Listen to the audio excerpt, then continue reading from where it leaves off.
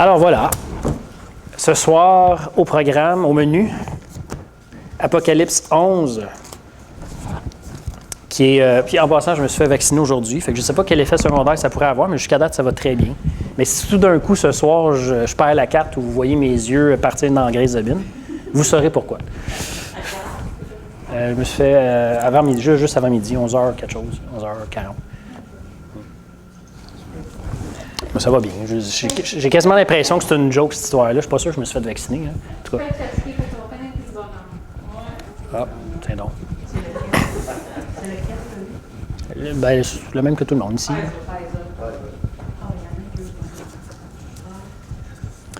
On va commencer par faire la lecture du chapitre 11, des versets 1 à 13. Moi, je vais lire ça dans... J'ai-tu mes lunettes, moi?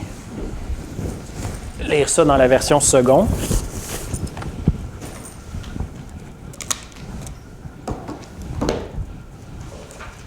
Louis II. Chapitre 11.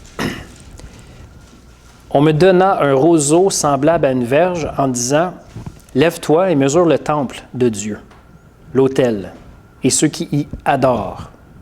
Mais le parvis extérieur du temple, laisse-le de côté et ne le mesure pas, car il a été donné aux nations, et elles fouleront aux pieds la ville sainte pendant 42 mois.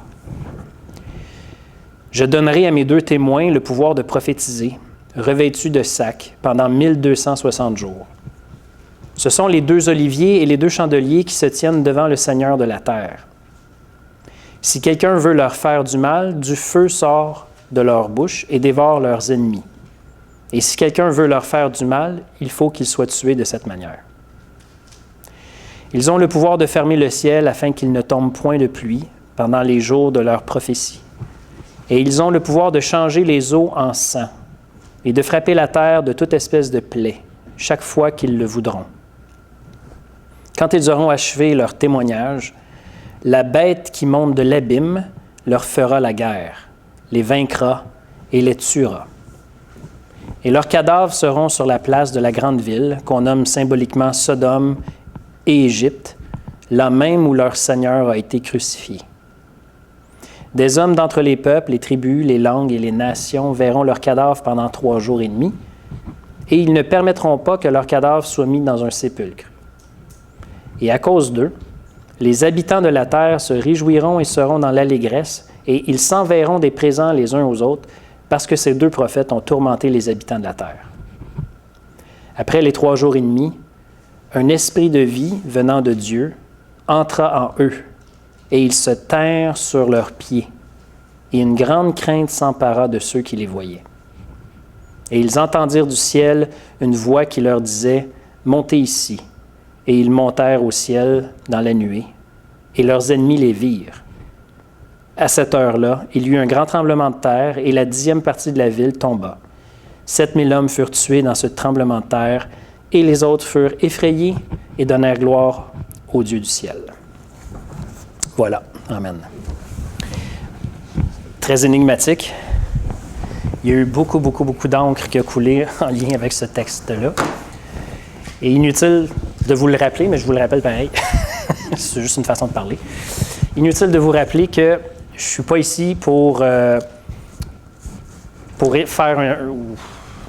établir un débat ou faire un débat sur eux autres disent ça, qui a vraiment raison. Non. Vous connaissez partiellement l'interprétation traditionnelle de ces choses-là. Si vous vous intéressiez à l'Apocalypse, jusqu'à ce jour, vous auriez dû... En tout cas, vous savez peut-être un peu de quoi on parle ici, mais moi, ce n'est pas dans cet angle-là que je l'aborde. Je prends vraiment la perspective proposée, surtout du côté amillénariste, mais pas juste eux autres non plus, là. Fait que je vais juste exposer les interprétations de ce point de vue-là. Puis c'est pas un débat, puis ça ne m'intéresse pas de toute façon d'essayer de débattre sur ça. À vous, après, de vous faire une tête là-dessus, de méditer, demander au Seigneur de vous conduire à une conviction personnelle concernant ça. OK. On va se concentrer d'abord sur les 2 premiers versets. Puis, chapitre 11, c'est la suite du chapitre 10. Ça va jusque-là? OK.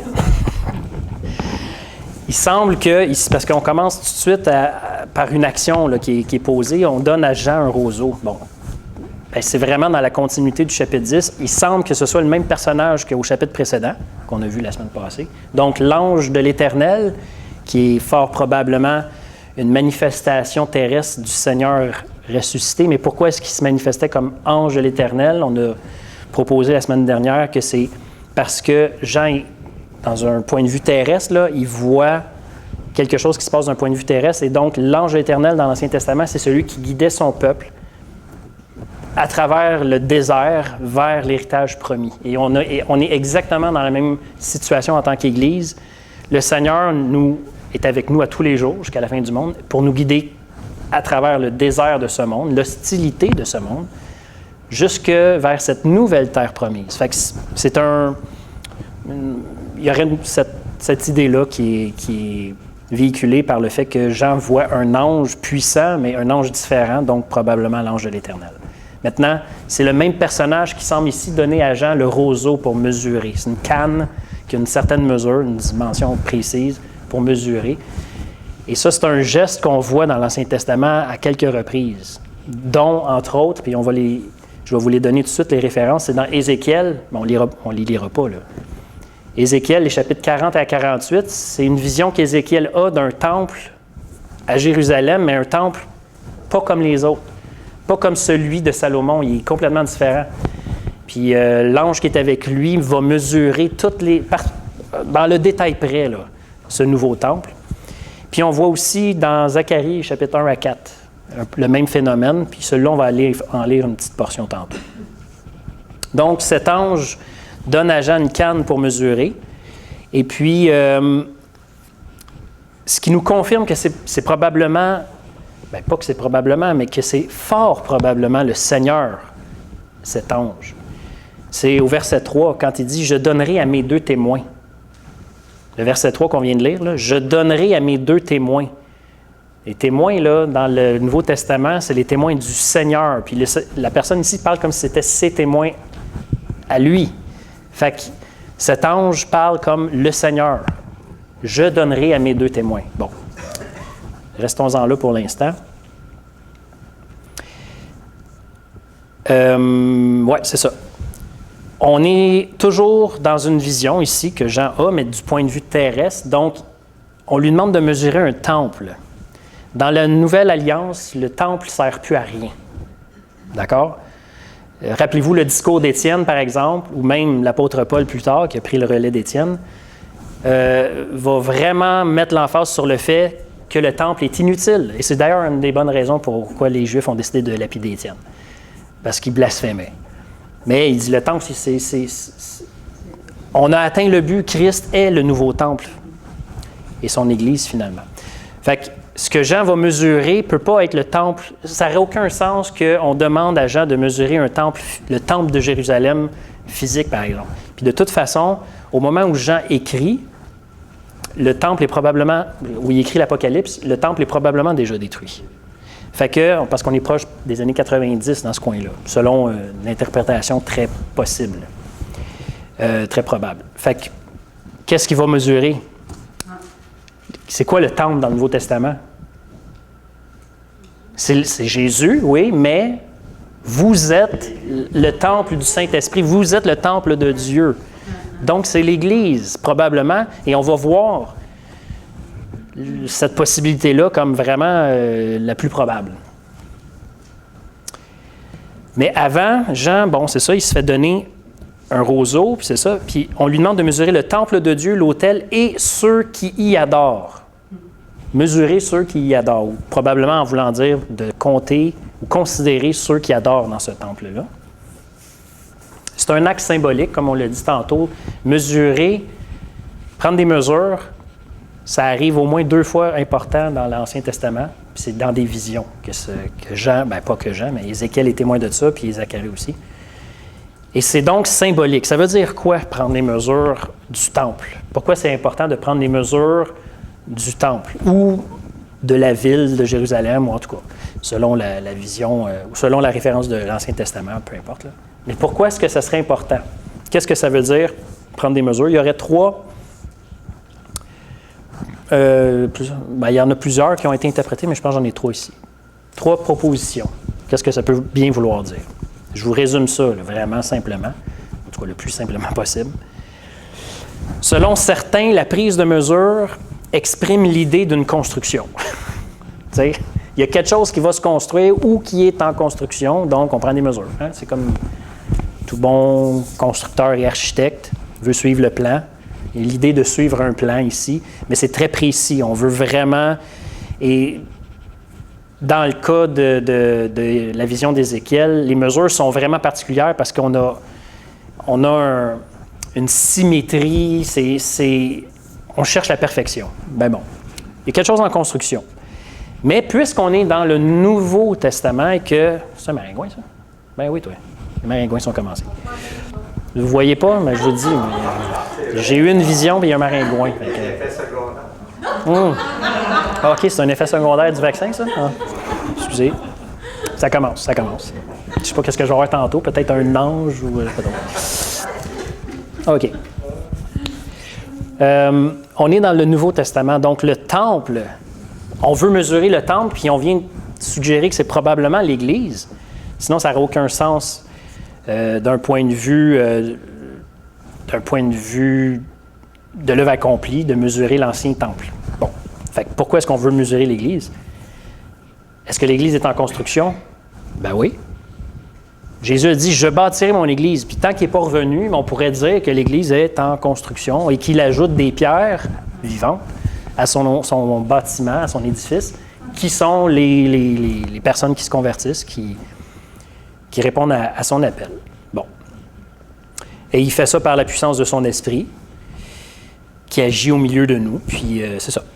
Fait que c'est ce qui confirmerait le fait que Jean doit mesurer ceux qui adorent. Parce que dans la lecture, on a vu qu'il lui demande de mesurer le temple, l'autel et ceux qui y adorent. Ici, on n'a plus juste affaire à un temple physique, il faut mesurer aussi ceux qui composent, ou ceux qui habitent, ou ceux qui sont en train d'adorer dans le temple.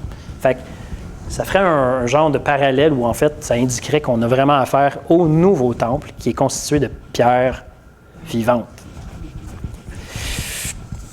Deuxième possibilité d'interprétation. Que veut dire mesurer quand on voit ça dans une vision? En s'inspirant des textes que je vous ai nommés tantôt, Ézéchiel et Zacharie, il y en a qui disent que ça représente la protection dont est entouré le temple et la ville à cause de la présence de Dieu. Si vous avez une Bible Summer, c'est probablement le commentaire qui est écrit, en tout cas dans la Bible Summer version 2000. Ça représente la protection. Pourquoi la protection? Pourquoi la prise de mesure représenterait la protection? C'est pour montrer que rien n'échappe au contrôle de Dieu. Dieu voit dans la précision. Souverainement, il est capable de voir parfaitement l'ensemble et il veille à ce que tout soit fait au millimètre près, si on peut dire. Une forme de... En tout cas, je vous dirais que c'est la moins intéressante des interprétations, mais il y en a qui la défendent très fort. Là. Mais bon, peut-être que je la formule pas comme il faut. Mais ça pourrait simplement dire que Dieu protège son temple ou le lieu de sa présence. Oui? Comment ça se fait d'abord que les gens des nations vont quand même tuer ceux qui sont dans le temple? On est rendu trop loin, là. Non, mais c'est parce que ça marche pas. Je veux dire, en tout cas, continue de voir ça. Parce qu'on va y venir après, okay. Mais je n'ai pas compris la question. Mais selon l'interprétation, que la protection? La mesure, c'est la protection. OK. Ah, voilà. OK, je comprends ce que ça veut dire. Ça veut dire parce que dans la suite du texte, on voit que ça tourne mal. Oui, c'est ça. Fait que pourquoi est-ce qu'il y aurait une protection, là? Pourquoi est-ce que la prise de mesure signifierait protection? Mais on est un peu on a fait un bond en avant, là, on va y arriver à ça. Mais c'est un très bon point. Je pense qu'on a lu le même commentaire. Non? OK. OK. Ah, ben c'est bon. Non? Ah, ils ont changé ça. Bon. Enfin, la troisième possibilité, il y en aurait d'autres, là, OK? Parce que je vous dis, j'ai juste sélectionné les plus, mettons, les plus populaires, entre guillemets. Là. En s'inspirant d'un autre texte dans Jérémie 31, les versets 38 à 40, qui est un passage qui annonce la nouvelle alliance. La prise de mesure indiquerait tout ce qui est consacré à Dieu est sanctifié par sa présence. Le temple. Puis dans la vision d'Ézéchiel, il y a plus que le temple, là, mais c'est comme l'enceinte extérieure. Bref, tout ça pour dire que tout ça appartient à Dieu. Tout ce qui appartient à Dieu est mesuré pour montrer sa perfection, sa géométrie, l'ordre, sa valeur, c'est ça. Et ça correspond à son plan parfait. Bref, la prise de mesure, ça veut dire ça appartient à Dieu. Ça appartient à Dieu. Bon. Mais ça indiquerait en même temps tout ce qui n'est pas consacré à l'Éternel. Donc, ce qui est mesuré appartient à l'Éternel, ce qui ne l'est pas ne lui appartient pas. C'est comme une forme de jugement, en quelque sorte. On évalue, ça appartient à Dieu, mais donc pas ça. Fait qu'il y aurait une prise de mesure, pourrait aussi vouloir dire une forme de jugement. Bon. C'est ça. Par contre, on est dans l'Apocalypse et normalement, quand on veut faire une bonne interprétation selon les règles de l'art, il faut commencer par voir qu'est-ce que l'Apocalypse dit ailleurs concernant notre question, si elle dit quelque chose. Et effectivement, dans l'Apocalypse, il y a un autre passage où il va être question de prendre des mesures. C'est à la fin du livre. La Nouvelle Jérusalem va être mesurée elle aussi par un ange. C'est au chapitre, les derniers chapitres, 21 ou 22. Là. Donc, si on tient compte de ça, les interprétations que je viens de donner on peut pas se limiter à une de ceux-là. Parce que la Nouvelle Jérusalem est mesurée, mais elle n'est pas en construction. Elle est déjà faite. OK? La Nouvelle Jérusalem n'a pas besoin de protection, il n'y a plus aucune menace. On est dans la nouvelle création, il n'y a plus de menace, il n'y en a plus, tout appartient à Dieu. Puis justement, dans la nouvelle création, quand Christ va régner sur terre, toutes choses sont consacrées à sa gloire. La création entière, elle lui appartient. Puis ses ennemis sont déjà jugés. Fait que veut dire la prise de mesure concernant la Nouvelle Jérusalem? Pourquoi est-ce que c'est important de mesurer? Bon. Voici ce qui est proposé. En passant, je veux juste renchérir l'idée que ici, Jean parle toujours à partir du Nouveau Testament, de la Nouvelle Alliance. On n'est pas dans l'Ancienne, on est dans la Nouvelle.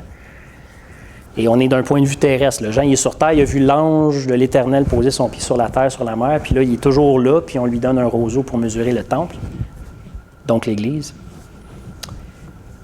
Le point commun, en fait, on va se servir des trois interprétations, mais on va tirer un trait commun, le commun des dénominateurs des trois interprétations possibles. C'est quoi? La présence de Dieu. La présence de Dieu et l'attention avec laquelle le Seigneur nous invite à considérer sa présence. C'est la présence de Dieu dans les trois interprétations qui est le point commun.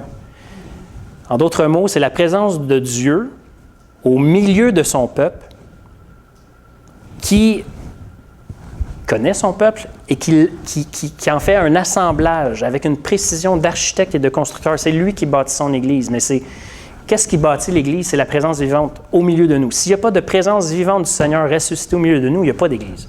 Il n'y en a pas, tout simplement.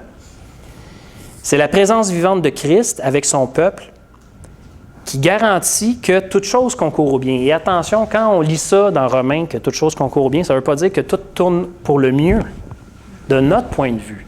Mais tout concourt au bien selon la volonté de Dieu, au plan de Dieu. Mais qu'est-ce qui garantit ça? C'est qu'on appartient au Seigneur. On est sa possession. En fait, on est son corps. Et là où le Seigneur s'en va, on y va nous aussi. Et c'est souvent à travers beaucoup d'épreuves et de souffrances, mais toute chose concourt au bien. Donc, il y a une protection. Il y a une garantie de protection, mais ce n'est pas une protection comme nous, on aime l'imaginer, de type pas de bobo jamais, puis prospérité, etc. Non, mais on est vraiment protégé. Protégé pour l'éternité, c'est encore mieux. Garanti par quoi? Le Seigneur en nous, Christ en vous, l'espérance de la gloire. Et c'est la présence du Seigneur, par son Esprit, dans l'Église, qui nous consacre. Le Saint-Esprit, c'est lui qui nous sanctifie, c'est lui qui nous consacre à Dieu. C'est lui qui nous sanctifie, c'est lui qui expulse ce qui n'a pas sa place dans nos vies, ou en tout cas qui le met en lumière, puis qui, par des nouveaux désirs, nous amène à nous détourner des mauvais désirs, et ainsi de suite. Donc, présence de Dieu, présence de Dieu, présence de Dieu, c'est probablement ça qui est le plus important à retenir dans l'idée de prendre des mesures. Je sais que ça a l'air un peu farfelu, mais n'oubliez pas, l'Apocalypse est plein d'images, et ces images-là servent à contenir un enseignement qui serait trop long à enseigner en quelques mots. Là. On ne peut pas faire ça en quelques mots, en fait. Fait qu'on utilise des images qui appartiennent à l'Ancien Testament pour les remplir d'enseignements, puis on peut facilement transporter une image dans notre tête et ensuite s'arrêter pour dire « OK, qu'est-ce que ça voulait dire déjà? Ah oui, OK, ça veut dire ça, ça, ça, pour telle raison. » Tandis qu'au lieu de mémoriser un enseignement au complet. Fait que la présence de Dieu, je vais le lire, c'est la présence de Dieu qui fait que l'Église est le seul temple de Dieu sur terre. C'est la présence de Dieu qui garantit que la foi du peuple de Dieu sera préservée jusqu'à la fin. Car, c'est une citation, « Car sans la présence vivante de Dieu, il ne peut y avoir de foi vivante. » Bon. Fait qu'en gros, la prise de mesure symbolise tout simplement Dieu attire notre attention sur sa présence, son temple. Puis où est-ce qu'elle est, sa présence? Bien, dans son temple et ceux qui y adorent. Et cette présence, c'est elle qui fait toute la différence. Nous sommes, l'Église, la présence de Dieu sur terre. Il ne faut pas oublier ça. Jésus a choisi, c'est lui qui le veut, a choisi que maintenant sur terre, sa présence est manifestée par l'Église. Et c'est à nous de répondre à ça, de marcher d'une manière digne de cette vocation-là. Qu'est-ce que le Seigneur était et a fait pendant qu'il était sur terre il y a 2000 ans? Maintenant, il nous demande de l'exprimer localement à travers les époques, à travers les âges, les cultures, pour proclamer qui il est. En fait, nous sommes la lumière du monde. Pourtant, Jésus a dit, c'est moi la lumière. Je suis la lumière. Qui me suit ne marchera pas dans les ténèbres. Mais il va dire aussi, vous êtes la lumière du monde, en parlant de l'Église. Fait que on a le même mandat. Et quand on dit de mesurer cette présence-là, c'est de prenez-en, en fait, mesurer, apprécier, contempler dans sa perfection, dans sa précision, dans sa richesse et son importance, la présence de Dieu au milieu de vous. Pourquoi c'est important de considérer avec une très haute précision, si on peut dire, la présence de Dieu au milieu de nous, à cause de la suite du programme. Et on va voir qu'est-ce que c'est.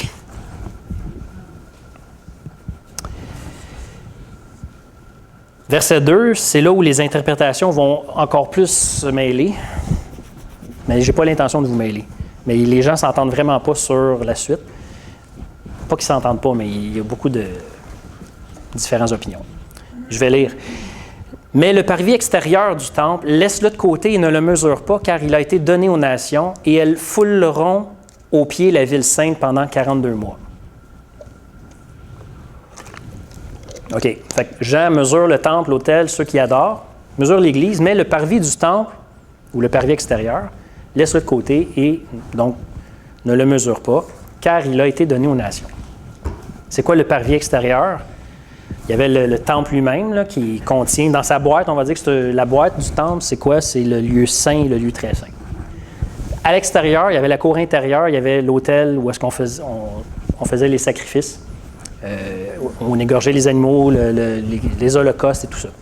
Et en dehors de ça, et là, ici, dans ce que je viens de nommer, c'est juste ceux qui sont au service du temple qui ont le droit d'être là. Et en dehors, il y avait une cour extérieure aussi, là où tout le monde, dans le fond, pouvait se rencontrer, surtout, pas surtout, là, mais aussi les païens craignant Dieu. Les gens qui n'étaient pas des Juifs de souche pouvaient se rendre là, mais c'était plus loin qu'ils pouvaient aller. C'est un peu comme l'ère commune, où d'ailleurs le grand prêtre ou les sacrificateurs pouvaient intervenir ou interagir avec le peuple. Mais au-delà de ça, le peuple ne pouvait pas se présenter là. Ça appartenait consacré à Dieu. Tandis que dans l'enceinte extérieure, c'est comme le lobby. Là, tout le monde peut être là, tout le monde, jusqu'à une certaine limite. C'est aussi l'endroit, donc je disais, où les prêtres ou les grands prêtres recevaient les offrandes pour aller les offrir en sacrifice ou administraient la bénédiction sur les offrants, ceux qui présentaient l'offrande. Bon. C'est aussi l'endroit où Jésus s'est très souvent rendu pour enseigner, l'enceinte extérieure. Jésus n'était pas, de son vivant sur terre, là, en tant qu'homme, il n'avait pas le droit de travailler dans le temple. Hein? Ça fait drôle à dire, là, mais aussi saint pouvait-il être? Il ne pouvait pas, et il a respecté ça. Il ne s'est pas imposé dans le temple pour dire hey, « non, mais moi, je vais l'offrir l'encens, tu sais, je veux dire. » Non. Mais il se rendait dans la cour extérieure pour enseigner. Il a opéré des miracles là. Et il a, au moins à 2 reprises, renversé les tables, chassé les vendeurs d'animaux et les changeurs de monnaie qui trafiquaient dans cette... C'est là que ça se passait. Quand Jésus s'est choqué puis qu'il a dit « Ma maison sera appelée une maison de prière ou la maison de mon père ne doit pas être comme un repère de brigands. » Et il incluait quoi, là, ici, là? L'enceinte extérieure. Ce lieu dont on parle, là. Où ce que tout le monde allait, mais Jésus a dit que cet endroit-là appartenait à Dieu et devait être consacré au service de Dieu aussi. C'était pas comme, regarde, ici, les païens sont là, fait qu'on peut bien changer de l'argent, puis faire commerce, puis bargainer, là. Il dit non, ça aussi, c'est le temple. Ça commence là, bon. Fait que, je dis ça pourquoi? Parce que selon certains, l'enceinte extérieure ici, dans Apocalypse 11, ça serait le monde. Et en voulant dire ce qui n'est pas de Dieu. C'est pas faux que c'est le monde, mais je vous propose deux interprétations, les plus pertinentes à mon avis.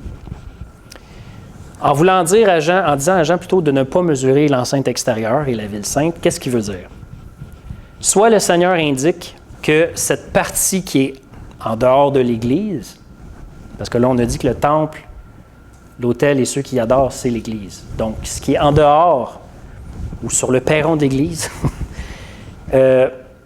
ça serait le reste du monde, mais ça appartient à Dieu aussi. Le monde appartient à Dieu. Même le monde, dans l'état qu'il est, appartient aussi à Dieu, mais ce n'est pas encore consacré à Dieu. Ça va l'être, par exemple. On le voit à la fin de l'Apocalypse, tout le monde va appartenir et être consacré à Dieu. Appartenir dans le sens vraiment consacré à Dieu. Donc, en attendant, cette partie qui appartient à Dieu, mais qui ne lui est pas consacrée, elle est donnée aux nations. Et ils vont piétiner ça pendant une période de temps, qu'on va voir après. Donc ça, c'est une première possibilité. Une autre, ça serait une indication qu'une partie du temple de Dieu et la ville sainte est en contact avec le monde. Donc, ce que je veux dire ici, c'est qu'une partie de l'Église est en contact avec le monde et vouée à être, en fait, qui est donnée au monde pour être foulée aux pieds pendant un certain temps. Donc, une partie de l'Église, ça voudrait dire qu'une partie de l'Église est exposée au monde, à ses effets et à ses dangers.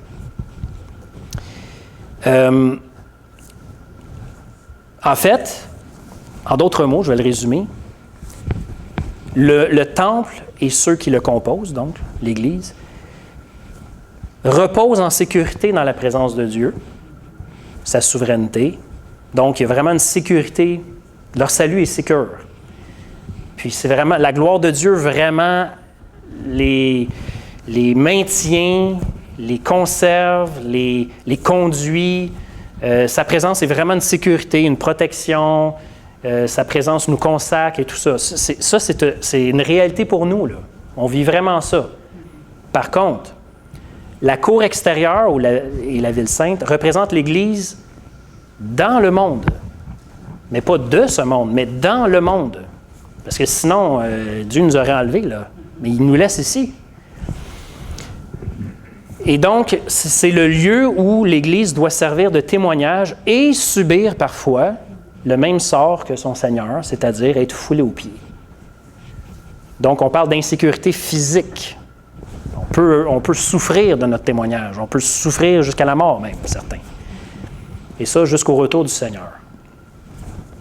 Parce que notez bien qu'il est dit que tout ça va durer 42 mois. C'est le chiffre qui revient. 3 ans et demi, c'est la même chose, c'est l'équivalent. 3 ans et demi ou 1260 jours. Quand vous voyez cette expression-là dans l'Apocalypse, on l'a dit la semaine passée, je vous le répète, c'est le temps de l'Église. C'est la période à partir du moment où Christ a accompli son œuvre jusqu'à son retour. Ça, dans l'Apocalypse, c'est décrit comme une période de 3 ans et demi. 1260 jours ou 42 mois, ici. Donc, on a plusieurs éléments qui montrent que, dans le fond, ici, là c'est un maringouin, ça. Vous l'avez vu? Pfiou. L'avez-vous entendu? Savez-vous qu'est-ce qu'il a dit? Vous l'avez pas entendu? Oups. Un autre effet secondaire. C'est un autre effet secondaire, OK. Un fou qui sait qu'il est fou, il est moins dangereux qu'un fou qui ne sait pas qu'il est fou. Le Seigneur est en train de dire ici, en d'autres mots, que, en fait, c'est une très belle façon de décrire exactement ce que le Seigneur a lui-même enseigné, et je pense que c'est l'interprétation à privilégier, le Seigneur nous conserve, nous garde et nous consacre par sa présence. Et on a accès à cette présence-là. C'est ça le plus merveilleux avec l'Église. Malheureusement, ça, on n'en profite vraiment pas assez, à mon avis. Mais c'est quand même notre ressource principale, notre plus grand bien. Et ça, personne ne peut nous l'enlever. C'est d'une précision. La souveraineté de Dieu fait en sorte que jamais on pourra être privé de sa présence. Mais en même temps, il y a une part de l'Église, en fait, le rôle principal de l'Église en attendant son retour, c'est quoi? C'est d'être exposé au monde pour témoigner de cette présence-là et invité à cette présence-là, sauf que ça l'entraîne de l'hostilité. Et on va être foulé aux pieds. Et c'est en grande partie l'histoire de l'Église, depuis que Jésus est monté auprès de son Père. J'aimerais ça qu'on lise... Le Seigneur nous a donné d'autres indices, pas d'autres indices, mais d'autres promesses qui vont dans ce sens-là. Je vais juste lire dans Jean 15.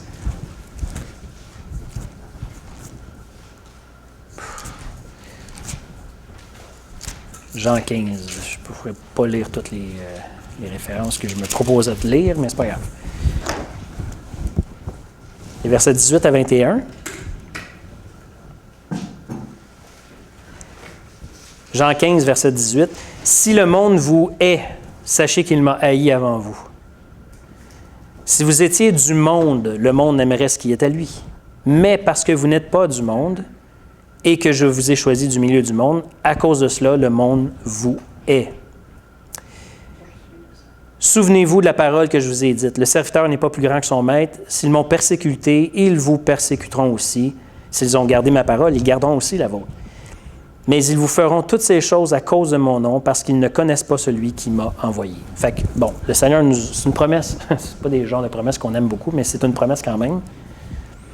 L'autre référence que je voulais lire, je vais le faire rapidement, c'est dans 1 Pierre, qui va dans le même sens. C'est 1 Pierre, chapitre 2. D'abord, les versets 4 et 5.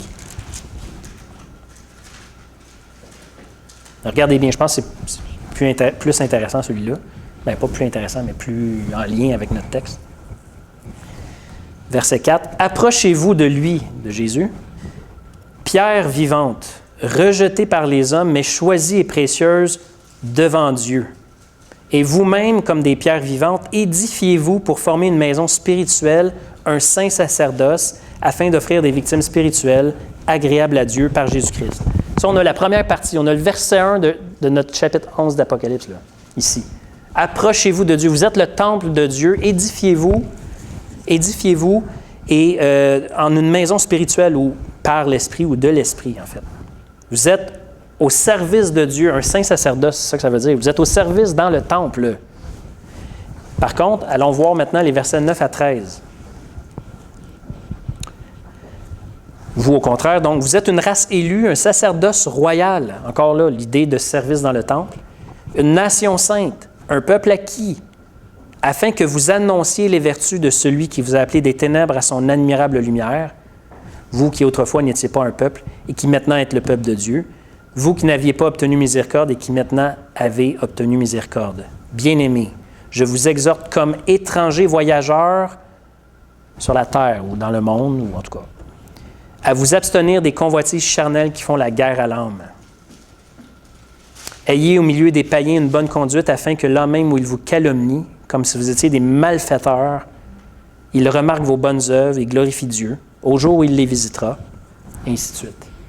Donc, on a une première partie qui nous dit « Édifiez-vous, approchez-vous de Dieu. Sa présence est là, est accessible. Vous avez goûté que le Seigneur est bon, approchez-vous de lui. Retournez, désirez comme des enfants le lait spirituel de sa parole. Désirez-le, lui. C'est votre source inaltérable pour être capable d'aller à la partie 2, là, ici, qui est d'être et de marcher dans ce monde comme des étrangers, des voyageurs, mais aussi comme des témoins de ce Dieu vivant. Si on ne se nourrit pas, si on n'est pas abreuvé à notre source inépuisable qui est la présence de Dieu au milieu de nous, on ne peut pas rendre témoignage fidèlement. La sécurité et la providence de Dieu sont soulignées d'abord, verset 1, afin de montrer la source de l'efficacité de notre témoignage et de notre témoignage prophétique dans un monde hostile. Bien que vulnérable, l'Église est appelée à se ressourcer dans la présence vivifiante de Dieu, à se revêtir de la victoire du Seigneur pour ensuite sortir et marcher par l'Esprit et brandir l'autorité de la parole de Dieu. Les versets 3 à 6 de notre Apocalypse 11 parlent encore là de quelque chose de très, très, très débattu. Puis là, écoutez, je vous donne le matériel, faites-en ce que vous voulez. OK? Je dis ça parce que vous allez me dire, mais voyons, c'est marqué 2 témoins, là. Bien, les 2 témoins, dans la suite logique de ce qu'on vient de voir, c'est l'Église, c'est tout. C'est l'Église. Je voudrais un commentaire de Oui. Valérie Boulard. Parce que tantôt, elle avait dit quelque chose, j'ai demandé à rapport de contexte. Elle a dit, c'est que je trouve qu'il y a toujours une réflexion et une vérification à faire avant de confirmer que c'est la bonne description. Tout à fait. Oui.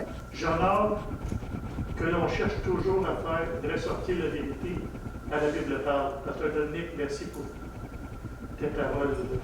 Bon. Merci, c'est très gentil du commentaire, Mme Boulac. Long time aussi, que Dieu vous bénisse. Et écoutez, comme je le dis et je le répète, en ce qui me concerne, moi je vous présente ce qui fait l'objet de mon étude.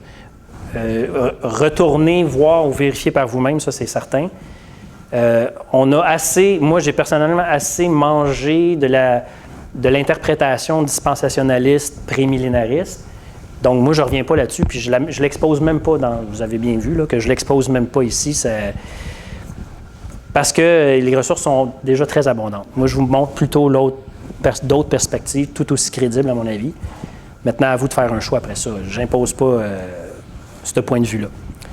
Mais je dois en parler comme si je suis convaincu. Sinon, je ne suis pas convaincant. Parce qu'il y a des gens très convaincus que c'est la bonne façon de l'interpréter. Fait que c'est ça. Retournons à notre texte. Les versets 3 à 6, on parle de 2 témoins. Et là, c'est ça ici. « Je donnerai à mes 2 témoins le pouvoir de prophétiser, revêtus de sacs, pendant 1260 jours. » Bon. Il n'y a pas une coupure là, avec ce qui a été dit précédemment. On est dans la suite. Là. Le Seigneur continue de s'adresser à Jean en lien, en fait, probablement en lien avec ce qui vient d'être dit. Dans le but de mieux comprendre et interpréter qui sont ces 2 témoins-là, faudrait lire. On n'a pas le temps. Faudrait lire les références que je vous ai... Une des références que je vous ai données tantôt, je vais maintenant la préciser, c'est Zacharie, le chapitre 2, les versets 1 à 5. Prenez ça en note. Donc, Zacharie, chapitre 2, versets 1 à 5. Et Zacharie, chapitre 4, versets 1 à 14. Ça, c'est vraiment, vraiment le texte de référence pour ça ici. On pourrait presque dire que Dieu renvoie Jean ici à ce texte-là pour être capable de comprendre lui-même qu'est-ce qu'il voit là. Fait que je ne le lirai pas parce qu'on n'a pas le temps. À part les adeptes les dispensationalistes, là, la plupart des commentateurs que j'ai consultés affirment, sans l'ombre d'un doute et avec des preuves à l'appui, que les 2 témoins ici, ce n'est pas 2 individus, mais une entité. une chose, en fait, qui est l'Église. Et on va expliquer pourquoi.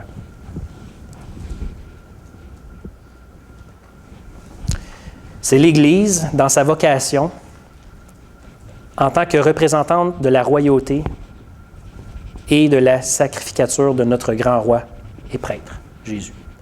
Pourquoi ces deux rôles-là? Parce que dans Zacharie, les références que je vous ai données, Zacharie voit un chandelier et 2 oliviers de chaque côté, qui représentent en fait l'onction royale qui a été donnée au roi, Zorobabel, et l'onction sacerdotale qui a été donnée au grand prêtre Josué. Et ces deux-là construisent, en fait, ils alimentent eux-mêmes le chandelier en huile qui brûle devant l'Éternel. Et ça parle ici, dans le contexte de Zacharie, la reconstruction du temple. Fait que c'est pour ça que c'est important de lire Zacharie, parce que c'est vraiment le texte qui inspire ce passage-là dans Apocalypse 11. Mais bon, puisqu'on ne le fait pas, je vais juste vous donner ce qui m'est apparu, en fait, ce que j'ai étudié. Ce que ça veut dire, en fait, si on est devant une reprise, si on veut, de cette prophétie-là, les 2 témoins, c'est les hommes et les femmes de toute tribu, de toute langue, de tout peuple, de toute nation, dont l'agneau a fait un royaume de prêtres pour Dieu. Ça, c'était dans Apocalypse 5. C'est notre mandat comme Église, d'être un sacerdoce, ou en fait un royaume de prêtres pour notre Dieu. Les 2 offices sont représentés, la royauté et la sacrificature, les 2. Parce que c'est ça que Jésus lui-même était et c'est ça que nous sommes appelés à être. Il y a des références vraiment importantes, comme on vient de les lire là, dans le 1 Pierre tantôt. Nous sommes un peuple, en fait un royaume de prêtres pour Dieu. Et ça, c'est ce qui est représenté ici, en la personne de 2 témoins. Dans le Nouveau Testament, c'est le peuple de Dieu qui a reçu de l'Esprit le don de prophétiser. À la Pentecôte, quand l'Esprit a été répandu sur les apôtres et qui se sont mis à parler en langue, et c'était à la Pentecôte, donc il y avait beaucoup de visiteurs à Jérusalem, Pierre a fait son premier discours et il a cité un texte important, c'est Joël, chapitre 2. Pourquoi il a cité Joël? Bien, parce que Pierre comprenait que c'était à ce moment-là, à la Pentecôte, que ça s'accomplissait, ce qui avait été prophétisé. Et qu'est-ce que Joël prophétisait? C'est qu'un jour, tout le monde vont prophétiser finalement au nom de Dieu par des visions, des songes et toutes sortes de différentes façons, si on veut, mais c'est à partir de ce moment-là que la prophétie s'accomplit. L'Église devient le porte-parole de Dieu à partir de la Pentecôte. Fait que ça, c'est important. Même que Moïse avait formulé cette espérance-là qu'un jour, tout le peuple serait prophète. Et tout le monde pourrait annoncer les actes de Dieu.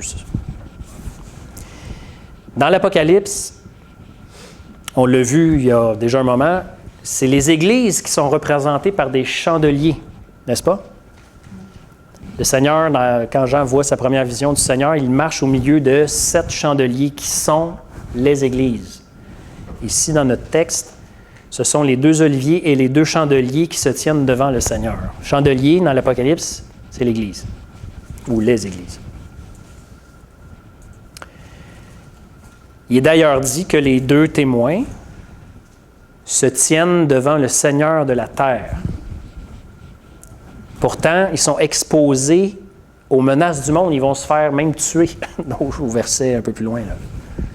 Ils sont devant le Seigneur de la terre, mais ils se font tuer. C'est drôle, ils sont consacrés à Dieu, mais ils souffrent. C'est exactement ce que les 2 premiers versets nous disaient. Ou l'interprétation que je vous ai proposée. Présence de Dieu, accès, protection, sécurité dans la présence de Dieu, mais d'un autre côté, on est appelé à s'exposer au monde très hostile et qui peut même finir par donner une volée à l'Église. Mais c'est pas grave, le témoignage est donné pareil. On a comme, les versets 1 et 2, c'est comme si Jean se fait expliquer quelque chose et maintenant il le voit. Il voit 2 témoins qui représentent l'Église, consacrés à Dieu, ils ont l'autorité qui vient de Dieu, puis on va le voir dans un instant, mais en même temps, à un moment donné, ils sont tués par la bête, ou par le monde, si vous voulez. Fait que, bon. La puissance de leur témoignage aux deux témoins vient de leur communion avec le Saint-Esprit, parce que ça dit que c'est 2 oliviers et 2 chandeliers, qui reprend la vision de Zacharie. Dans Zacharie, là, en passant, là, vous connaissez le verset ce n'est ni par la puissance ni par la force, mais c'est par mon esprit, dit l'Éternel des armées. Avez-vous déjà même chanté? Ouais, ça vient de Zacharie. Ça vient de Zacharie, justement, quand Zacharie se fait expliquer cette vision-là du chandelier avec les 2 oliviers.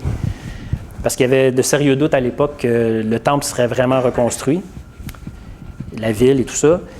Mais Dieu rassure son prophète et donc son peuple en disant « Inquiétez-vous pas, c'est pas par votre force que vous allez pouvoir faire ça, c'est par mon esprit. » Et je te le montre en vision, là, Zacharie, là, il y a 2 oliviers. Le chandelier, là, il est branché sur l'arbre lui-même, puis l'huile coule là-dedans, puis il va continuer d'y avoir de l'huile, il n'y a rien qui va éteindre ça. C'est ma volonté, c'est mon esprit qui le fait arriver. Fait que ça, c'était la leçon que Zacharie a reçue. On a une reprise ici, pour parler de l'Église du Seigneur cette fois-ci. Donc, l'Église du Seigneur peut être malmenée, même souffrir. Par contre, elle est constamment nourrie par l'Esprit du Seigneur, qui est finalement par la force même du Seigneur. Et donc, rien ne va ne prévaloir contre l'Église, même pas les portes du séjour des morts. Pourquoi il y a 2 témoins? Pourquoi ici l'Église serait représentée par 2 témoins? Au lieu de dire l'Église, il aurait pu juste dire l'Église. Pourquoi 2 témoins? Pourquoi 2 chandeliers et non pas 7? L'Ancien Testament exigeait toujours 2 témoins pour attester un témoignage. En cour, là, ou en justice, il fallait tout le temps 2 témoins, minimum, pour valider une cause. « Ah, j'ai vu mon voisin tuer quelqu'un. OK, y a-t-il quelqu'un d'autre qui l'a vu? Non. Bon, 2 témoins. Jésus a honoré ce principe-là aussi. Quand il parle des conflits entre frères ou entre disciples, dans Matthieu 18, il va dire « Si la personne que tu vas voir ne veut rien entendre, prends un autre témoin, 2 ou 3 témoins avec toi. » Fait qu'il y avait toujours cette idée de 2 témoins au moins. La même chose quand il a envoyé ses 70 disciples évangéliser les villages où ils se dirigeaient. Il les a envoyés 2 par 2, toujours, pour témoigner du royaume de Dieu, que le royaume de Dieu s'en vient, il est là. C'est aussi pourquoi l'apôtre Paul, de son côté, explique que notre position en tant qu'enfant de Dieu est confirmée par 2 témoins. Notre esprit et l'Esprit de Dieu. Dans Romains 8, les versets 16 à 18. Je vais vous le lire. L'Esprit Saint lui-même et notre esprit nous témoignent ensemble que nous sommes enfants de Dieu. Verset 16, Romains 8, 16. Il est aussi intéressant que les 2 seules églises dans l'Apocalypse, vous vous rappelez les 7 églises au début, là, chapitres 2 et 3? Les 2 seules églises, en fait, les seules églises qui reçoivent aucun reproche du Seigneur et sont loués pour leur témoignage fidèle, sont au nombre de 2. Il y en a juste 2. C'est quand même intéressant. Mais c'est peut-être mineur comme argument, là. Mais bon, Smyrne et Philadelphie, ils ne reçoivent aucun reproche du Seigneur. Et ils ont un témoignage que Dieu honore. Ils disent vraiment témoignage fidèle, mais c'est les églises qui souffrent le plus. Encore là. Donc, ils sont vraiment attachés au Seigneur. Et le Seigneur loue ces 2 églises sans leur faire aucun reproche, mais c'est les églises qui souffrent le plus. Donc, si le rôle de l'Église sur terre, qu'on voit ici dans l'Apocalypse 11, et que Jean voit ici, là, est représenté par 2 témoins, c'est donc que le rôle principal de l'Église, c'est de diffuser la lumière de l'Évangile, c'est de rendre témoignage.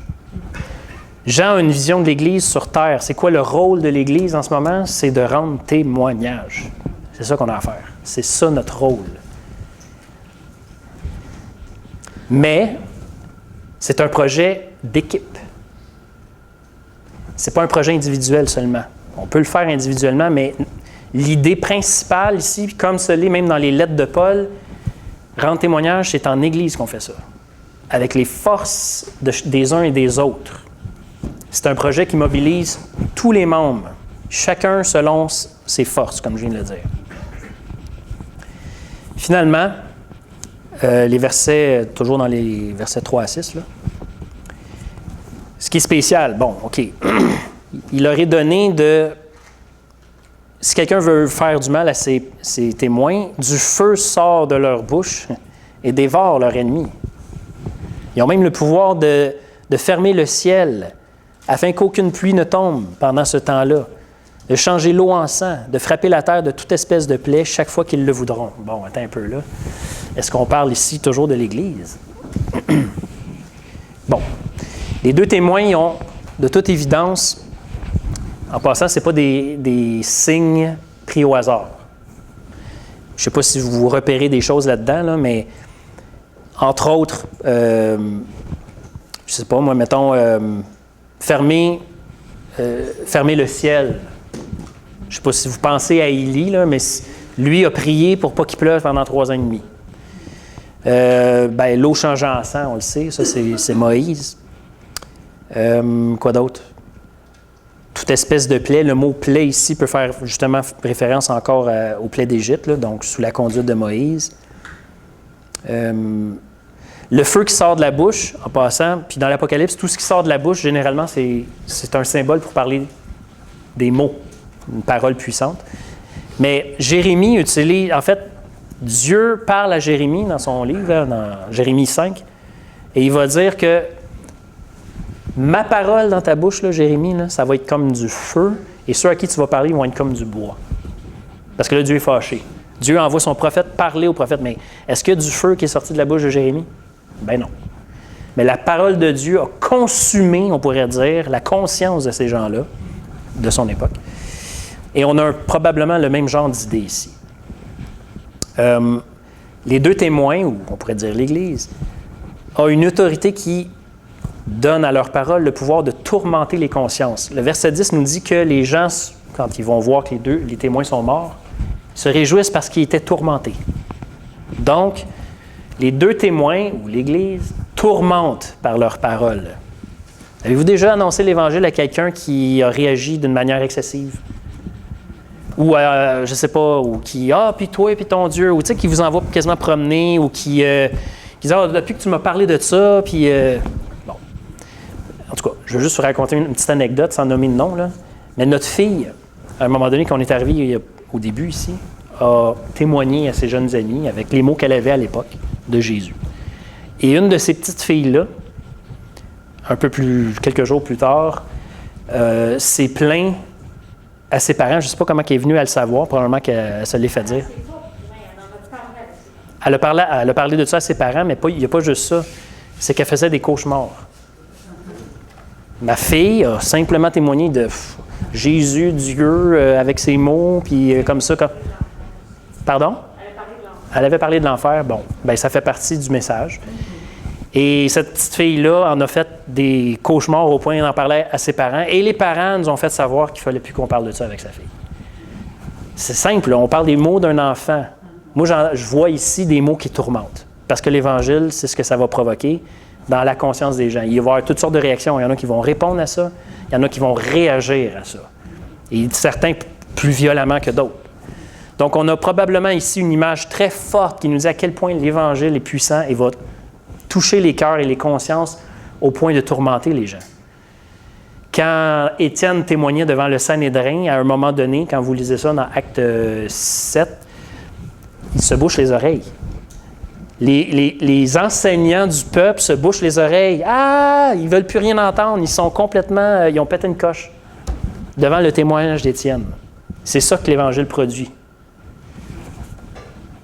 Provoquer des famines, parce que là, c'est fermer le ciel. Provoquer des famines, en quelque sorte. Une faim et une soif. Il faut réveiller la faim et la soif des gens. Il faut les priver de leur fausse sécurité. Qu'est-ce qui fait ça? C'est l'Évangile. L'Évangile dénonce les idoles. Tout ce qui console faussement. Et quand on dénonce les idoles, qu'est-ce qu'on fait? On vient couper les jambes de ces idoles-là. On leur dit que tout est vain, finalement. C'est vanité, là. Tu te confies dans de la vanité. Laisse-moi tranquille avec tes affaires. Je suis bien dans mon péché, tu sais. Bon, en tout cas. Mais on peut provoquer une forme de famine, éveiller la crainte du jugement de Dieu, justement en parlant de ce qui s'en vient si on ne répond pas à la grâce. Bref, par le langage que l'Esprit nous enseigne et qui nous autorise à utiliser, et par sa puissance, l'Église a vraiment le pouvoir de convaincre de péché, de justice et de jugement. On sait que c'est l'Esprit qui fait ça, mais c'est l'Esprit par l'Église. Donc, les signes qui sont évoqués, ou comme on le disait tantôt, font penser aussi un petit peu à Élie et à Moïse. Et ces hommes-là, Élie, Moïse, qu'est-ce qu'ils faisaient, eux autres, dans leur temps? Ils témoignaient contre l'idolâtrie du peuple de Dieu, mais aussi des nations avoisinantes, la Samarie, tout ça. Et ils dénonçaient les oppresseurs du peuple de Dieu, Pharaon, entre autres. Donc, le message qu'on transporte, là, c'est un message qui dénonce, qui met en lumière, et donc forcément qui va agresser, et qui va provoquer des tourments chez les gens. Certains vont répondre, d'autres non. D'autres vont se contenter de juste dire « Ah, je veux rien savoir », et d'autres vont dire « Tu vas payer, parce que tu m'as dérangé, là. » Bon. Non, je ne vais pas là. Par contre, la façon que c'est écrit là, c'est bon, OK, l'Église, c'est comme si elle aurait le droit d'infliger du mal aux gens. Parce que s'ils veulent leur faire du mal, on peut provoquer ces genres de signes-là ou ces genres de phénomènes-là. Est-ce que l'Église aurait le droit d'infliger du mal à ses persécuteurs? Moi, je pense que non. Ça contredirait ce que le Seigneur lui-même a enseigné. À lui appartient la vengeance, pas à nous. Nous, il faut bénir nos ennemis. Et si justement cette attitude et cette posture venaient à bout de nos ennemis, justement, comme le Seigneur lui-même. En d'autres mots, quand on proclame l'Évangile de la grâce, quand on applique la grâce à ceux qui nous persécutent, eh bien, l'histoire nous montre qu'il y a des témoignages de conversion qui se produisent là. C'est ça qui vient à bout, qui tue en quelque sorte la justice propre de l'homme et qui, mystérieusement et par la volonté de Dieu, finit par être utilisé pour amener des gens au Seigneur. Qui constitue littéralement une mort et une résurrection pour ces gens-là. L'Église est appelée vraiment à provoquer la mort de ses ennemis, mais comment? Par l'annonce de l'Évangile. Et le Seigneur, c'est lui qui fait naître de nouveau, qui constitue une mort et une résurrection aussi, en quelque sorte. Bon. De toute façon, les versets 7 à 10, parce qu'il faut y arriver. Il y aurait plein d'autres petites notes. Là. Si vous voulez, je vous enverrai mes notes, OK? Il n'y a pas de problème, là, parce qu'il y a des suppléments là, que je ne partagerai pas ce soir. Mais lorsqu'ils auront achevé de rendre leur témoignage, la bête qui monte de l'abîme combattra contre eux. Elle les vaincra et les tuera. Fait qu'il y a une fin à tout ça. Et il y a un temps pendant lequel l'Église témoigne et un jour, ça va être terminé. L'Église aura terminé de rendre témoignage seulement quand tous les élus seront rentrés. Pas avant. Donc, ce n'est pas avant la fin des temps, c'est sûr. Donc, pas avant que tous ceux qui appartiennent au Seigneur aient répondu. Mais quand ça va être arrivé, ça va être le temps où le Seigneur va revenir. La dernière trompette va sonner, Jésus va revenir, et c'est ça. Donc, les versets 7 à 10, ça nous parle de ce moment-là, probablement. Donc, selon notre texte, il semble que les derniers moments avant le retour du Seigneur vont être marqués par l'élimination presque totale de la vraie Église du Seigneur. Je répète. Selon le texte, quand on a fini de rendre témoignage, le monde finit quasiment par éliminer l'Église. Ça donne l'impression qu'avant le retour du Seigneur, l'Église va en souffrir une shot. Pas à peu près. Au point de presque disparaître. Selon la volonté de Dieu, là. Il y a un passage aussi, c'est lequel, qui dit quand je reviendrai, trouverai-je encore de la foi? Quand je reviendrai, est-ce que je vais encore trouver la foi? Ou bien, si je n'abrégeais pas ces jours-là, aucun ne survivrait. En d'autres mots, ça a l'air d'être vraiment intense à la fin. Par contre, qu'est-ce que nous dit le texte? aussi, c'est qu'il y a un miracle. Le souffle de Dieu revient, ressuscite ces gens. Il y a des témoins de ça et une voix se fait entendre, monter ici, et les deux témoins, ou l'Église, disparaît dans les nuées. Et là, les gens sont pris de crainte et c'est la panique. Ou il y a une réponse, ça dépend. Il y a deux possibilités.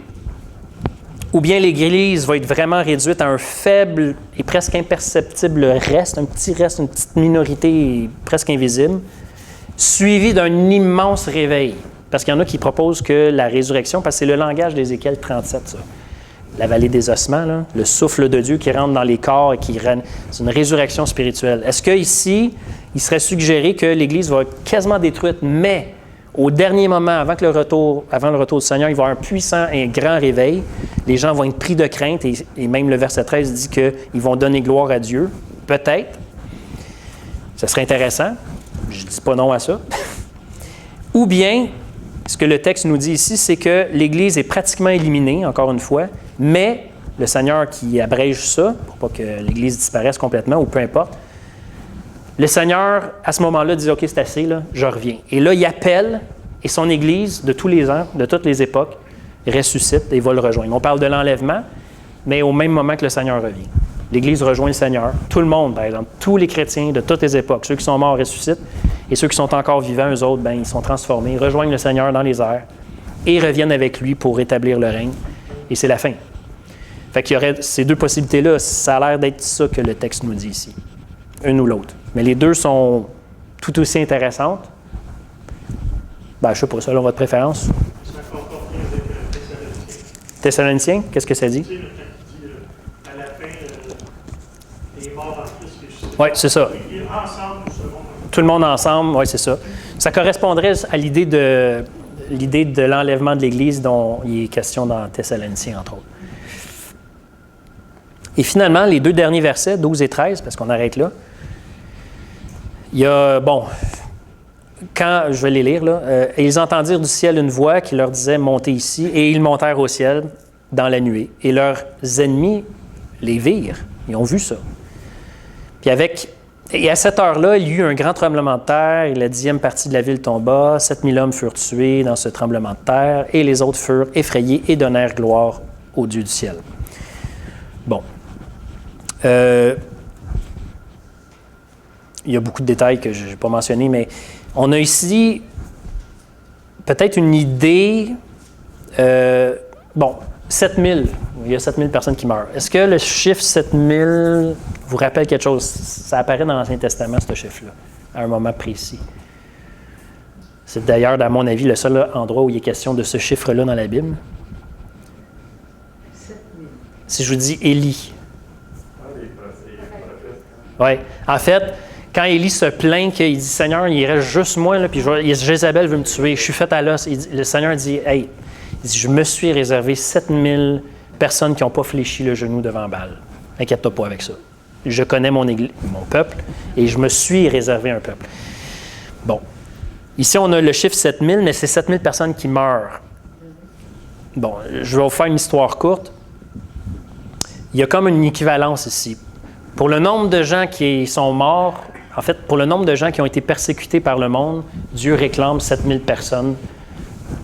En voulant dire que la correspondance, ça veut juste dire que l'Église était plus grosse. Là, parce que il y aurait cette idée-là que puisque le monde a osé s'attaquer au petit reste de l'Église, bien, Dieu demande compte en exigeant l'équivalent chez ses ennemis. Bon, c'est une interprétation pas pire, mais qui est discutable.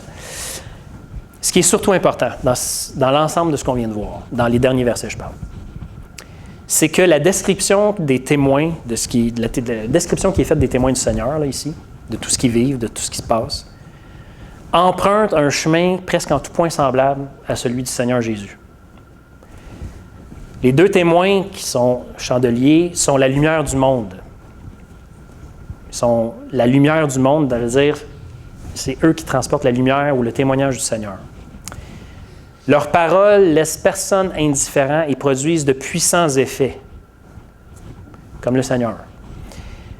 Leur vie s'achève par leur destruction,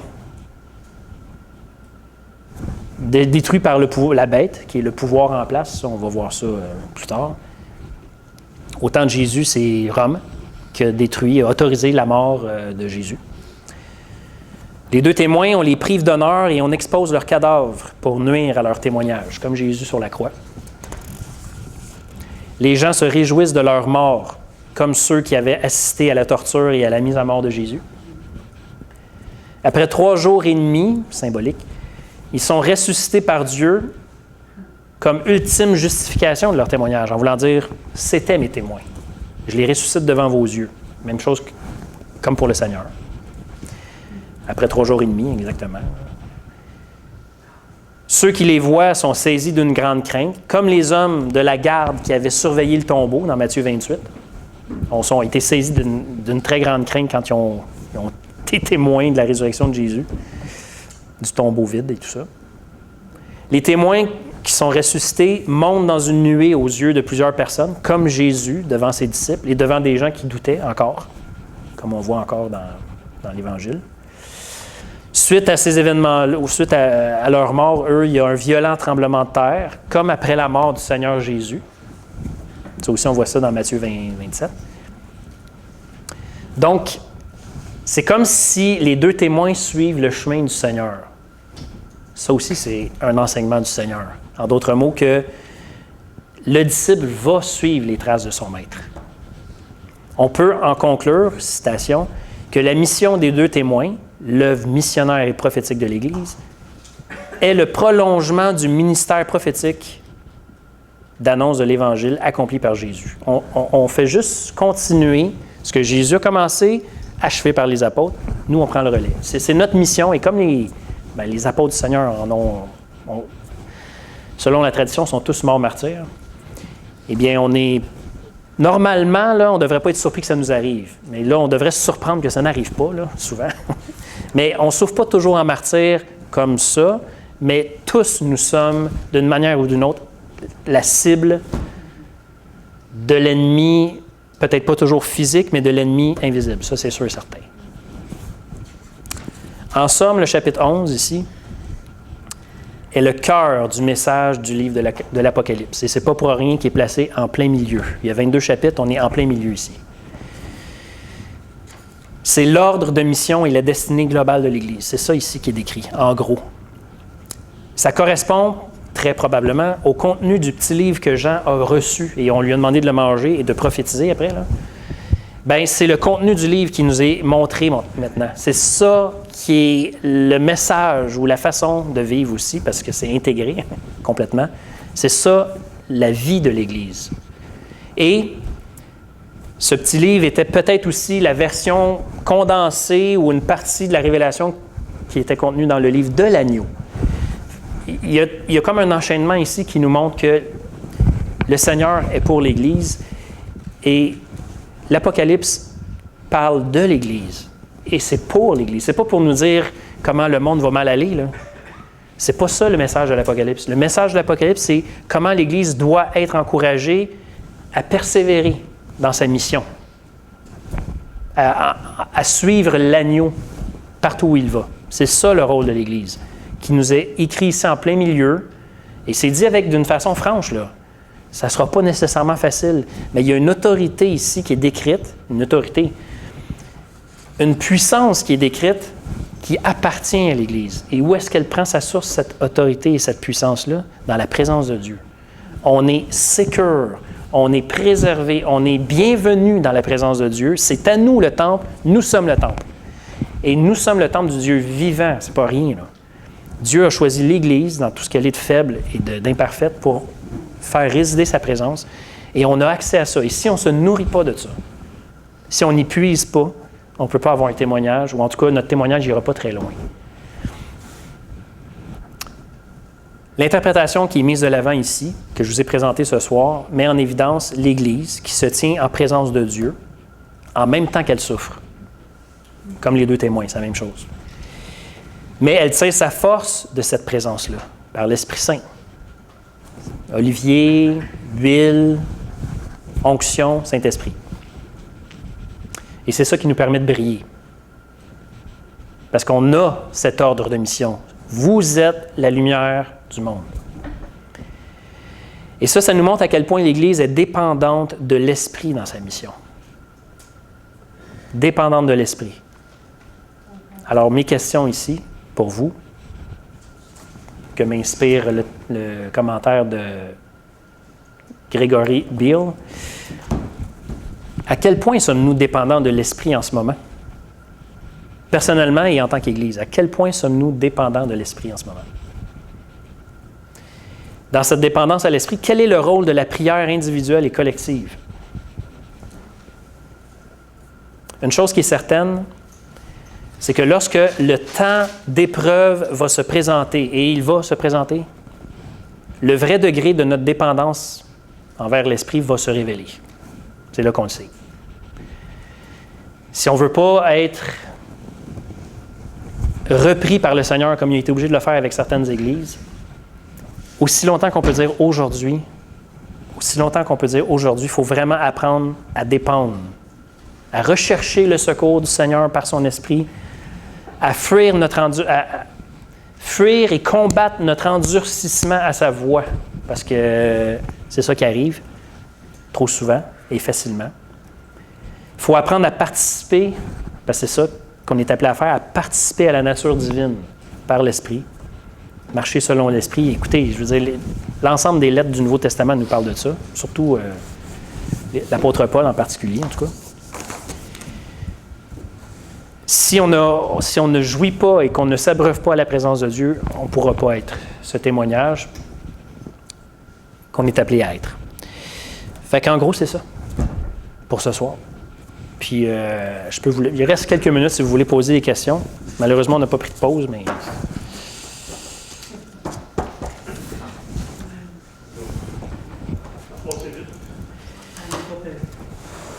C'est sûr que si vous essayez de faire fitter ça dans la boîte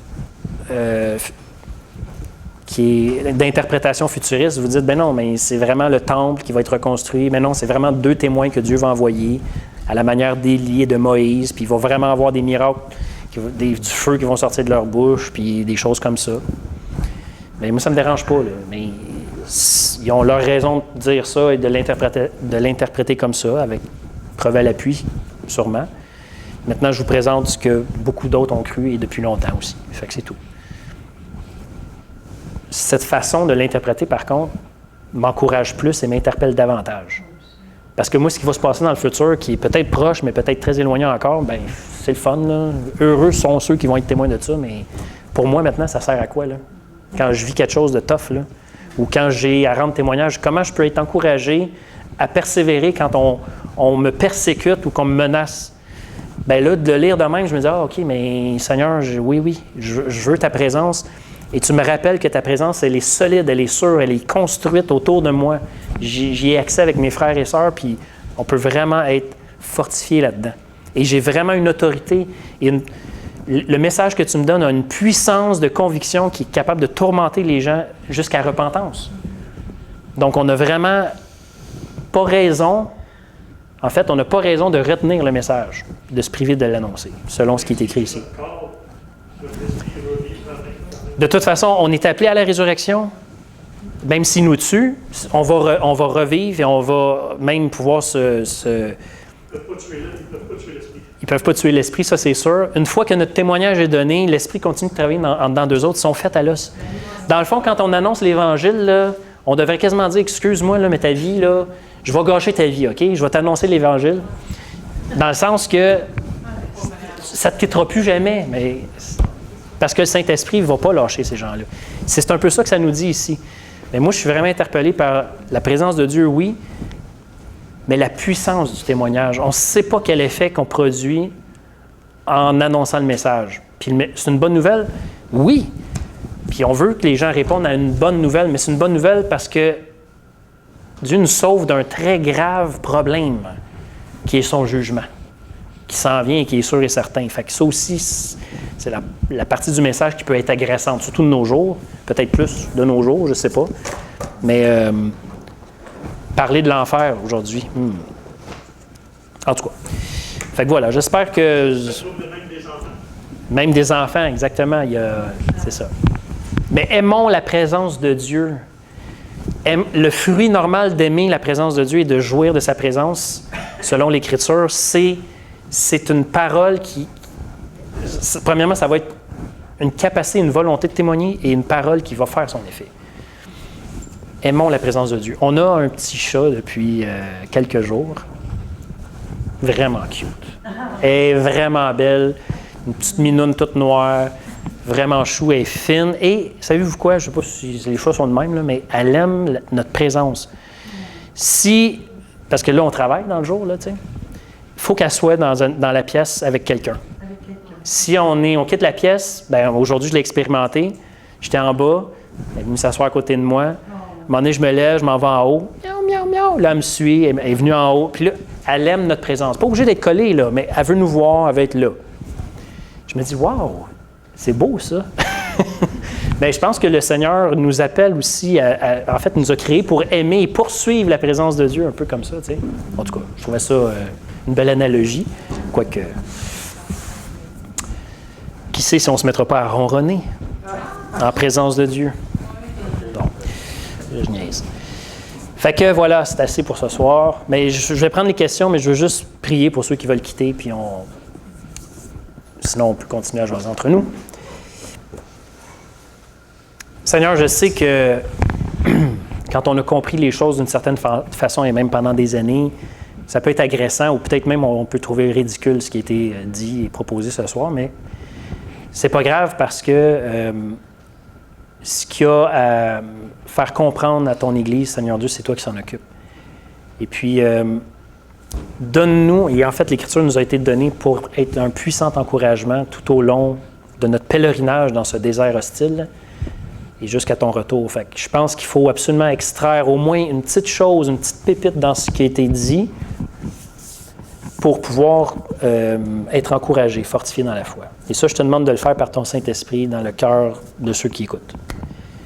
Et puis, Seigneur, viens mettre de l'ordre toi-même dans tout ça. Viens nous faire trouver le repos dans ta présence et cette conviction de sécurité en toi que le salut et l'Évangile nous garantissent à cause de Jésus-Christ.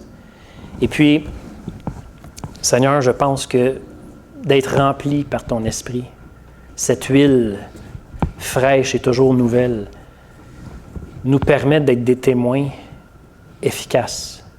En fait, être un témoin, c'est quelqu'un qui voit, quelqu'un qui sait de quoi il parle. Et c'est ce qu'on veut être. En tout cas, tu nous appelles à être. Et je te prie, Dieu, de faire de nous, ton Église, des témoins intègres et qui parlent avec l'autorité que confère ton Évangile. Vraiment, Seigneur Dieu, donne-nous d'ouvrir la bouche avec sagesse, intelligence, avec le langage que ton Esprit nous enseigne dans ta parole, avec les mots que tu nous inspires aussi sur le moment, pour parler, interpeller en tout cas les consciences, les cœurs des gens que tu places sur notre route. Seigneur, donne-nous, je t'en prie, en fait, envoie-nous dans ta moisson. Rends-nous, Seigneur Dieu, moissonneurs de ton œuvre et qu'on puisse, même malgré la persécution et même si on doit faire face à ça, Seigneur Dieu, que jamais on compromette ce témoignage-là. S'il te plaît, garde-nous par ta grâce, garde-nous de tout compromis. Et à toi la gloire. Merci Seigneur Dieu de faire du bien, de bénir ton Église aujourd'hui. Au nom de Jésus. Amen. Fait que, libre à vous de quitter si vous voulez. Si vous avez des questions, je veux bien y répondre ou essayer en tout cas. 7000, ça peut être aussi avec le chiffre 7. Oui, bien, premièrement, les chiffres dans l'Apocalypse sont tous symboliques. 7000, c'est limité quand même, c'est pas la totalité. Donc, j'ai été moins convaincu par ça, mais je dirais que c'est de toute façon quelque chose de... En tout cas, qui suscite une crainte. C'est suffisamment pour que le peuple se mette à dire « OK, mais il y avait vraiment quelque chose ici. » Puis l'affaire aussi, j'ai skippé bien des détails, là, mais les témoins de la résurrection des témoins, voyons, ceux qui voient la résurrection des témoins et ensuite leur enlèvement, sont saisis de crainte et donnent gloire à Dieu. Est-ce qu'on parle d'une conversion ici? Ou c'est tout simplement comme, donner un exemple biblique, là, comme l'officier romain qui a percé le côté de Jésus, a vu de l'eau et du sang couler, puis après tout ça, il s'est dit vraiment c'était le Fils de Dieu. Il a eu tremblement de terre, tout ça, il a réagi comme ça. Est-ce que ça veut dire qu'il s'est converti direct là? Peut-être pas. C'est juste une façon de dire que il dit, oh boy, OK, mais c'était pas un homme ordinaire, c'était vraiment un fils de Dieu. Puis dans la conception romaine, fils de Dieu, ça pourrait peut-être dire une divinité, là, ou une espèce d'avatar quelconque. En tout cas, je ne sais pas. Pourquoi 7000 morts exactement? La seule autre référence à 7000, c'est celle dans l'Ancien Testament, comme on le dit, mais bon, ça, j'ai moins saisi ça, c'est ça.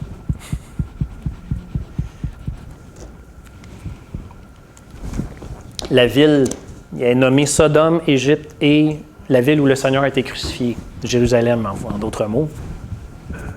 De quelle ville on parle? Bien, probablement pas d'une ville en particulier. Mais l'Égypte, c'est le pays de l'esclavage. Sodome, c'est la ville de l'immoralité, la corruption totale. Puis Jérusalem, c'est la ville qui tue les prophètes et son Seigneur. Fait que c'est comme ça représente un peu l'ensemble du monde, de la façon des dimensions de la condition humaine. Idolâtre, donc l'esclavage, corruption morale, toutes les sauces, puis qui méprise l'Église, le peuple de Dieu, le Dieu lui-même, en fait. Donc, ça ne peut pas être une ville en particulier. On ne peut pas parler d'une ville en particulier. Elle est décrite de 3 façons différentes. C'est ça. Donc, c'est comme une autre façon d'identifier le monde. Tout le monde voit les deux témoins. Hey, ton malingot, il est dessus. Hey, quoi? Tout le monde voit les 2 témoins être tués et ressuscités. Jean, quand il écrit, il ne se dit pas « Ah, dans le futur, il va y avoir des moyens technologiques qui vont permettre à tout le monde de voir ça partout en même temps. » Et non. Les gens, ils ne savent même pas. Là, ils pensent que la fin du monde est bientôt. Là. Il n'est pas en train de se dire « Il va y avoir des télés un jour, puis Internet. » Non, non. Fait que quand il est en train de dire que tout le monde voit, toute la Terre, finalement, toutes les nations réagissent au témoignage des 2 témoins, bien, c'est probablement parce que les 2 témoins, pour Jean, il a compris que c'est l'Église, c'est l'ensemble du peuple de Dieu, répandu partout. Bon, bien, sans le langage sans l'Ancien Testament, on ne peut rien comprendre de ça. On peut faire dire n'importe quoi à l'Apocalypse, n'importe quoi. En fait, là, ça devient intéressant de prendre l'actualité puis d'interpréter l'Apocalypse. C'est ça qui est. Mais si on prend l'Ancien Testament, tout commence à avoir un autre sens. Les morceaux du puzzle sont. Oui, les morceaux du puzzle sont là. Ouais. C'est ça, tu sais. C'est fermé. Non, c'est pas fermé. Il y a encore du monde. Puis ça envoie des petits messages que je vois pas, mais c'est pas grave. Ah, moi, je ne lis pas en plus. Non, c'est pas grave. C'est juste. Non, c'est beau, il n'y a pas rien de plus. Fait que je vous laisse là-dessus. Puis Dieu voulant, la suite la semaine prochaine. Que Dieu vous bénisse.